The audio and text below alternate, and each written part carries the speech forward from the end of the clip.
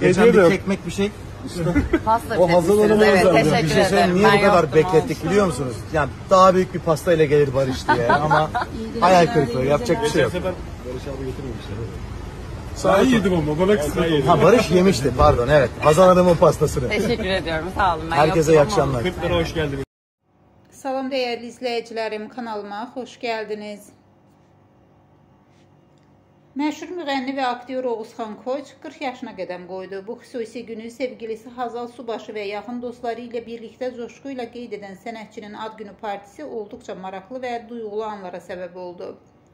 Partidən görüntülər, dostlarının sürprizləri və Hazal Subaşının Oğuzhan Koç üçün hazırladığı romantik anlar bu videoda sizi gözləyir. Videonu beğenmeyi ve kanala abone olmayı unutmayın. Tekrar teşekkür ederim. Bir bakın. Hazal'cığım bir bakar mısınız? Oziciğim, iyi ki doğdun bir daha alkışlar. Söyleyecek önemli bir... Magazin tarih karışık kapattı. Hoşçakalın. Evet abi. Evet. Özür dileriz sizi biraz. Evet bendeyiz. Fotoğraf alalım. İnşallah sorarlar dışarıdan. Teşekkürler.